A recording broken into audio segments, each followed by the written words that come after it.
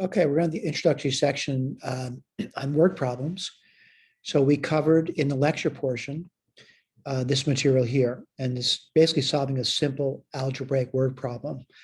The key characteristic over here is that one is you try to understand what you've read, but also to identify what they're asking for in the problem. And we'll go through that with some examples now. All right. Now, I'm not saying the lecture made entire sense to you, but it's really, it's important you pay attention to what's being presented to you and you try to make sense out of that, including you have to reread the problems. That's fine. You go back and you study.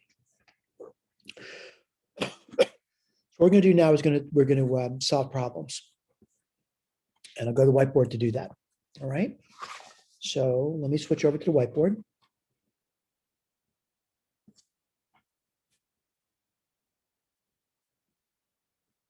And we'll start problem number 1.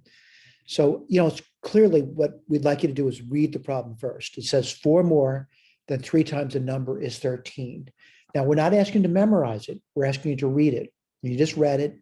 What do I know? I can read it again, but I don't know what they want. So what I'm looking for is the next part. That's the next sentence, would say find the number. Well, what I'm going to claim is I don't know what the number is. So I'm going to say let n equal the number.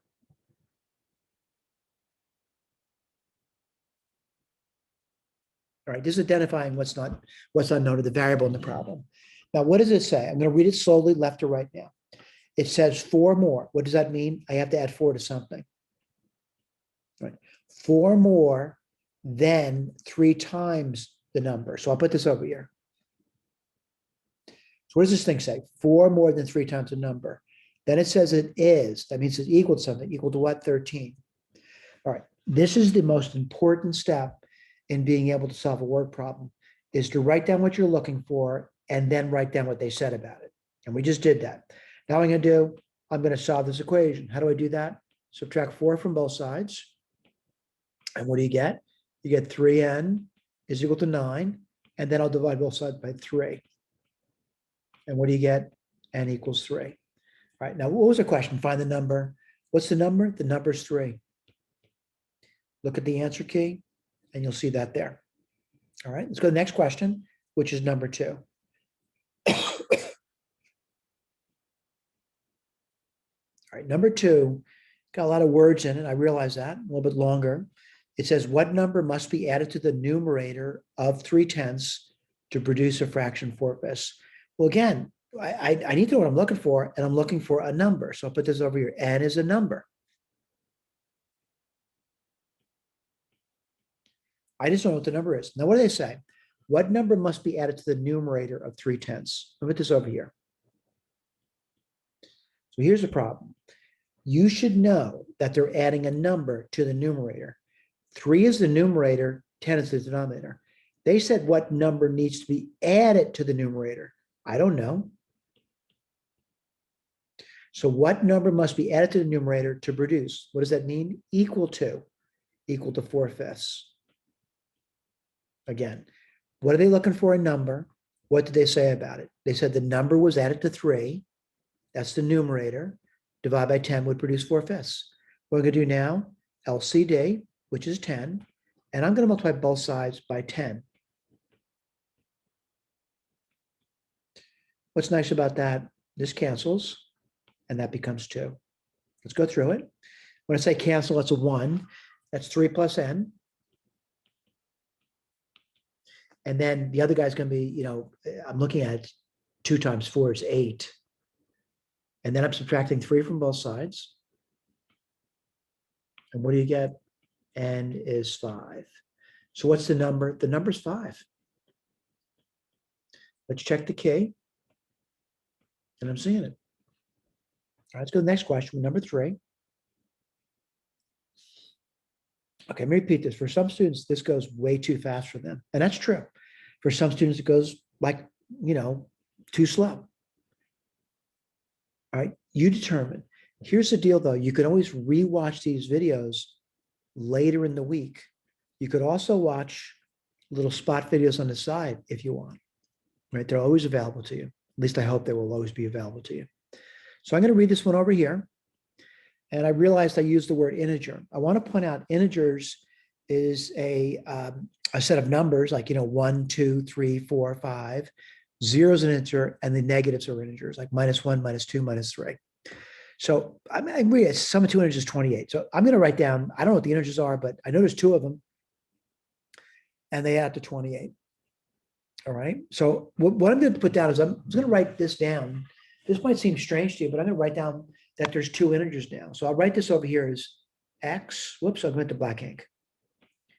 X and y are integers.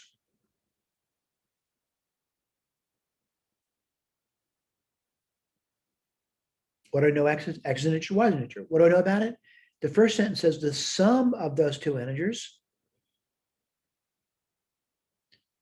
is 28. So I just read the first sentence. They said I have two integers and they add to 28. By the way, there's an infinite number of possibilities for two integers to add to 28. I don't think they want me to do that.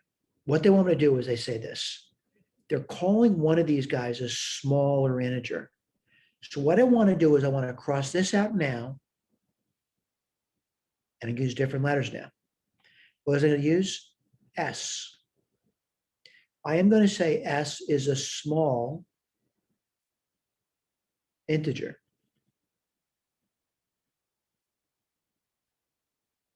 Now, so small is relative. If there's a small guy, there has to be a large guy. Well, what am I reading? I read that very next thing. L is the large integer.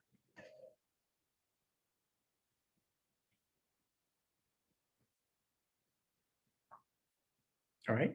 Let's go back to the beginning.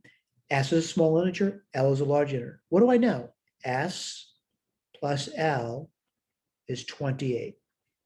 Let's keep reading it. 7 times the smaller integer is 16 more than 5 times the larger integer. All right, this is critical. I wrote down what they said. Now, my claim over here is this looks kind of complicated to me. And I'll tell you what, we do not like at the beginning level 2-letter problems. So what I want to do is take this guy over here and I'm going to solve it for L. And what would L equal? L would equal 28 minus S. And then we're going to take this thing here and plug it in here. Let's write that down. 7S equals 5. What's L? 28 minus S plus 16. At this point, I'm no longer thinking about what their question is. I'm thinking about solving an equation. Let's keep working on it. 7S, 5 times 28, that's 140. If it takes you time to do that, please take your time to do that. Minus 5S plus 16. I'm going to keep simplifying it. 7S, let's see, 156 now, because 140 plus 16 is 156, minus 5S.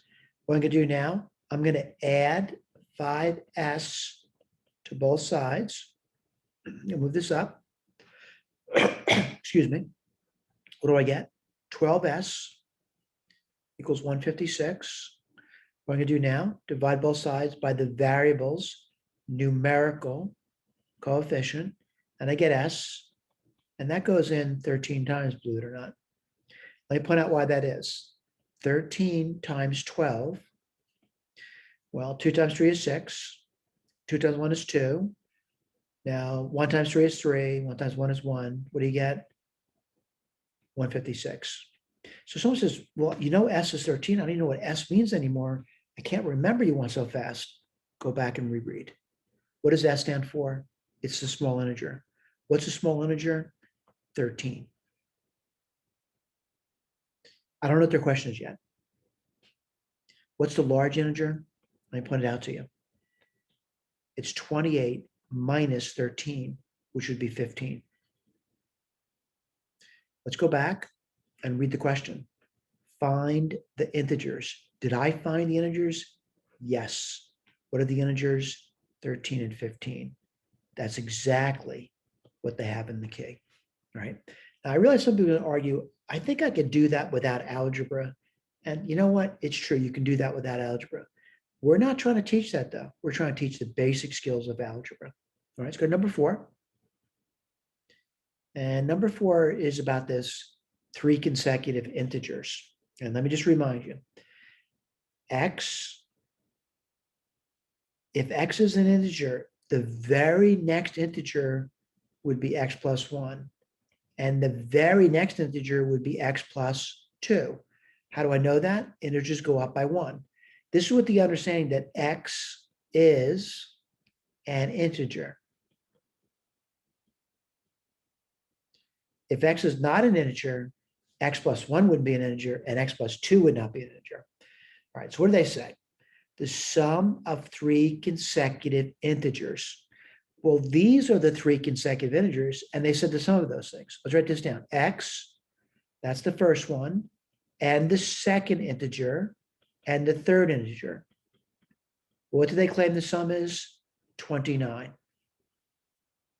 Let's see if we can do this. What do you get? X and x and x, 3x. 1 plus 2 is 3. What I'm going to do now, subtract 3 from both sides.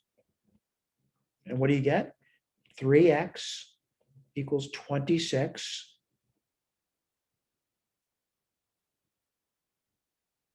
Oh, you know what? I copied wrong. I'll tell you why. I know I copied wrong. I'm looking at this, and x would not be an integer. X would equal to 26 thirds. Now, if this happens to an exam, they look at this and say, I don't even know what to do now. I go back and reread it. I made a mistake, which is great news, because if I can make a mistake, you guys can make mistakes. Erase this over here. And they didn't say the sum of 3 consecutive integers is 29. That's what I read, though. I read 29. What is it? 129. I made a mistake. I'll correct it. So what do you get? 3x plus 3 equals 129. I can subtract 3 from both sides. And don't be discouraged from making a mistake. Be encouraged that you can correct yourself. 3x equals 126. And now I'm going to divide both sides by 3. I'll write that down for you. And x goes in, 3 goes into 3x times. And 3 goes into 126 42 times. All right. Now, so I don't know what the question is. The question is finding integers. There's 3 of them. Well, the first integer is 42, and then x plus 1 would be 43, and x plus 2 would be 44. So what are the 3 integers? 42, 43, and 44. All right, that was number 4. Let's go to number 5. All right. They're talking about 3 consecutive odd integers. Let's talk about that. So I'm going to say if x is an odd integer,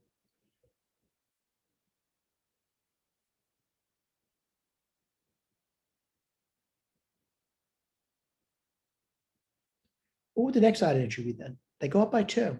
So x plus 2 would be the next one, and the one after that would be x plus 4. They go up by 2.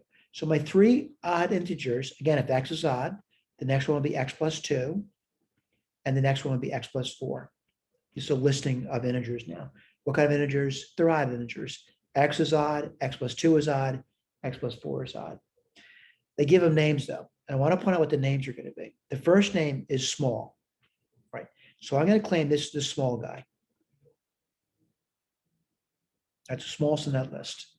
They also talk about the largest. This guy's the largest. And again, you'd have to know that by reading it. Let's read it now, very carefully, very slowly. It says 5 times the smallest. Well, that'll be 5x. Is 7 more than twice the largest. Okay, let's see if we can solve. I'm no longer thinking. I have an equation to solve. I have 5x, 2x, plus 8, plus 7, 5x, 2x, plus 15, take 2x from both sides. And what do you get?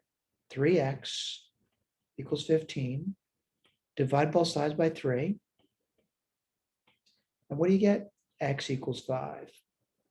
And again, I have some memory here, and certainly I said it's going to be an odd integer, so x is odd. It's 5.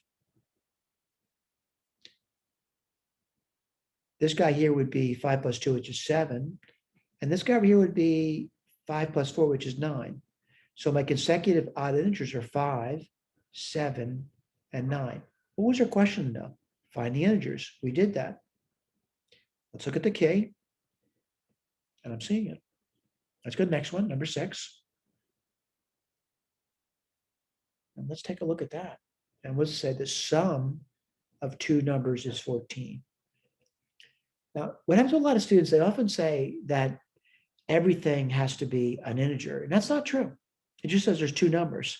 So I'm going to write it down. Maybe they say something different about it, but I'll write this over here. X, whoops, so I'll go back to black ink.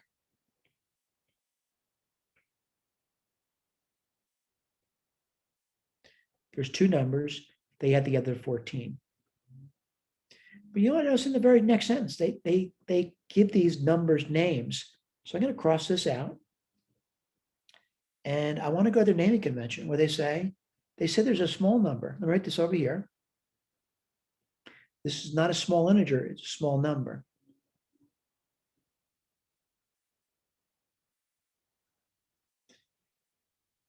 And they have L. L is a large number.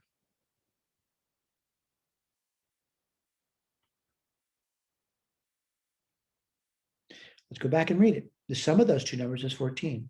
S plus L is 14. Now, what do they say? They say 1 less than 3 times a small number. Let me write that down. 1 less than 3 times the small number is equal to the large number. Okay, I want to point out over here, we don't like two letters. So what I'm going to do is I'm going to take this first equation and solve for L. And what's L? L will be 14 minus S.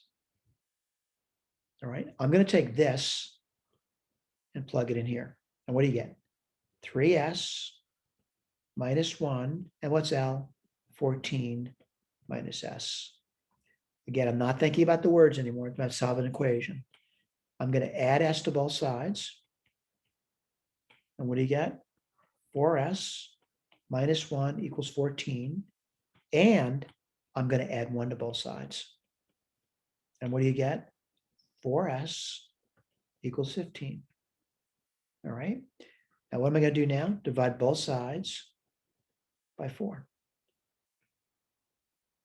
And what do you get? You get S equals, well, I'm going to write this a variety of ways. You could put down as 15 quarters. You could write it as a mixed number. Well, 4 goes into 15 3 times with the remainder of 3. Or you could write this down as a decimal. What would the decimal be? 3.75. I'm going to tell you all answers are fine by me. Whether you use an improper fraction, which is 15 quarters, a mixed number, which is 3 3/4, or a decimal number, 3.75. What I want to talk about, if that's the case, what's the large number going to be? And I'm going to put this over here. So the large number is going to be 14 minus S. I'm going to put this over here, the large number, and I'll write them down separately. So if I were using, 3.75, the large number would be 14 minus 3.75. And what would that give you? That would give you 10.25. If I use the mixed number, that would be 14 minus 3 3/4. Again, if you're not comfortable with that, you wouldn't be doing that. That's going to be 13 4/4 minus 3 3/4. And what would that be? Well, looking at it, it's going to be 10 1/4. By the way, 10 1/4 is 10.25. Now, if you want to put the other one down, let's write this down for you. That's going to be 14 minus 15 quarters. It's more difficult, but common denominator 4. Oh, geez, what do you get there? 40, right? So 4 times 10 is 40. 56, write this over here. minus 15, which is 41 quarters. All right. So someone says, which pair do you like? It doesn't matter what I like, it's what you like. So if you're going to use mixed numbers, this would be a good pair to use. I'm sorry, if you use improper fractions, good pair. If you want mixed numbers, this would be a good pair. If you want to use decimals, this would be a good pair.